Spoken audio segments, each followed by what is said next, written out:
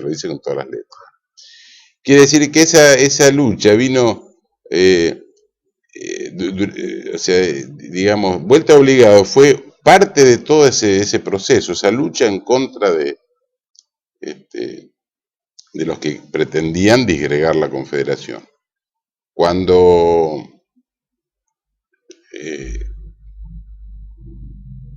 se puede ver claramente que durante la época de Rosas no hubo prácticamente ningún día que no hubiera una batalla, un combate, un atentado, o sea, fue permanente. Hasta que en Caseros se une Urquiza con los brasileros, incluso, aunque no participó directamente, los paraguayos y parte de Uruguay en contra de Rosas. Cuando cae... Claro. Y yo te pregunto en este aspecto, desde que, digamos,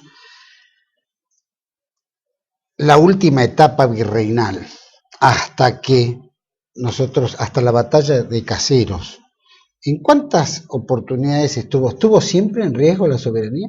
Más allá de que veíamos el avance de Brasil, tuvimos las invasiones inglesas en 1806-7, tuvimos a los franceses permanentemente también acosándonos, los ingleses nunca pararon, ya sea por el comercio, ya sea a través de las logias masónicas, a través de estos grupos que se iban formando, literarios, etcétera, que fomentaban el unitarismo.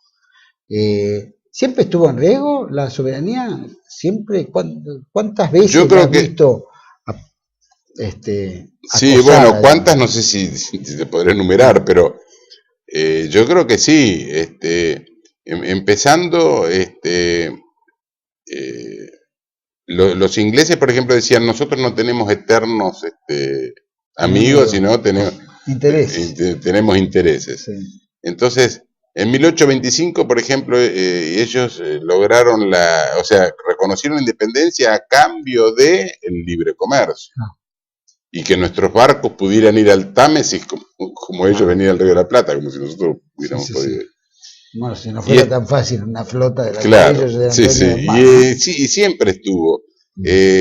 Cuando hubo la guerra contra la Confederación Peruano-Boliviana también, porque los unitarios, a través de los de Montevideo, a través de Cuyen, pactaban con Santa Cruz que si los ayudaban a ellos, Santa Cruz podía separar las provincias del norte, o sea que ahí hubo otro riesgo. Lo mismo con la Mesopotamia. Con tal de incentivar, los unitarios de Montevideo, con tal de incentivar a los ingleses y a los franceses que intervinieran, le ofrecían la separación de la Mesopotamia. Incluso Urquiza estuvo también en esa, Fructuoso Rivera lo pretendía. O sea que estuvo en riesgo muchas veces. Y una de ellas fue la de la batalla de Vuelta Obligado. Incluso el bloqueo francés, la batalla de Vuelta Obligado, una serie de hechos. ¿Y ahí se termina el tema del acoso contra la soberanía argentina? No, yo creo que no, porque después de Caseros, que incluso eran pactos anteriores, Urquiza libera la navegación de los ríos, reconoce la independencia paraguaya, o sea que cede todo lo que habían estado buscando. Incluso ahí la hegemonía de Buenos Aires, de Buenos Aires con el interior, se ve también, porque incluso estuvo separada Buenos Aires del resto de la... después pactan en Cepeda y en Pavón, hay un pacto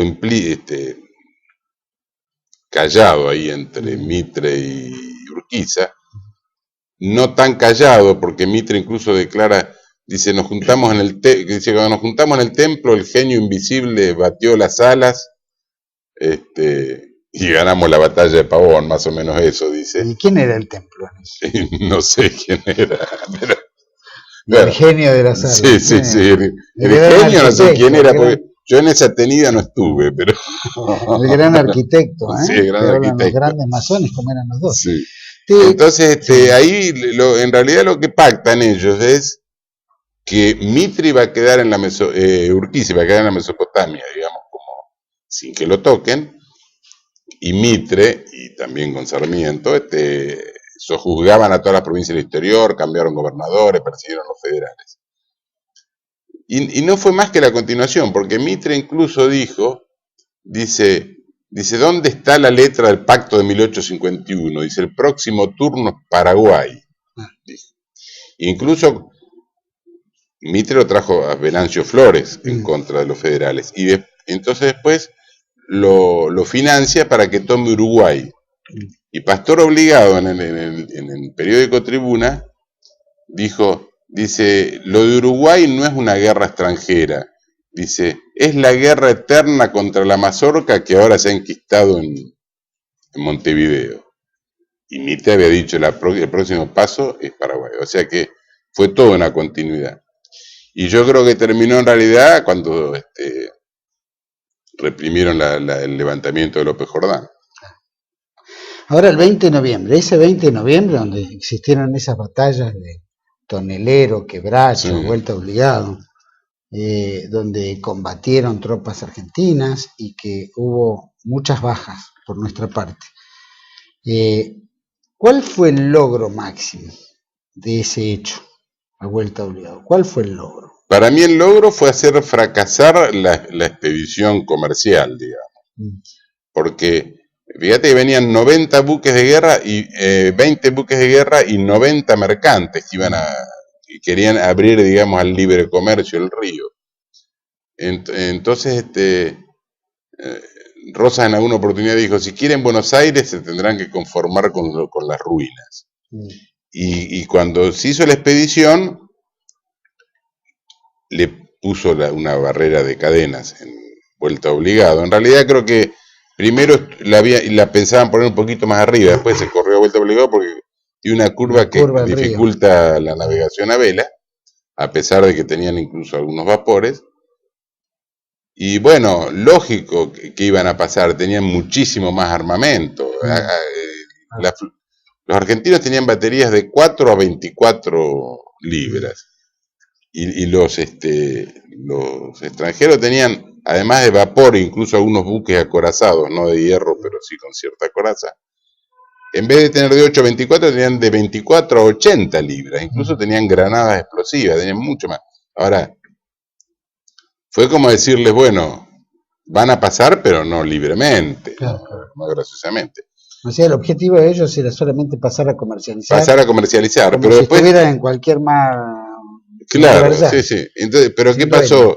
Pasaron y después en Quebracho, en Tonelero, lo fueron persiguiendo, incluso todo a lo largo de la costa. No pudieron vender la mercadería. Cuando volvieron, los volvieron a acosar.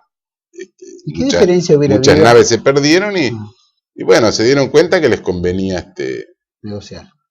¿Y por qué crees que no desembarcaban en Buenos Aires su mercadería y eso cumplía la función que se tenía que cumplir de transportarla? Y bueno, yo creo que... Los costos que pueda llegar a significar, pero daba fuente de trabajo interno. ¿Qué es lo que les pasaba en la cabeza a ellos que tenían que atropellar hacia un país nuevo? Bueno, ellos querían que abran... o sea, Rosas tenía la aduana porque con eso sostenía todo el ejército de la Confederación. Y los ingleses querían la libertad, la plena libertad de comercio. Y Rosas no se le iba a dar.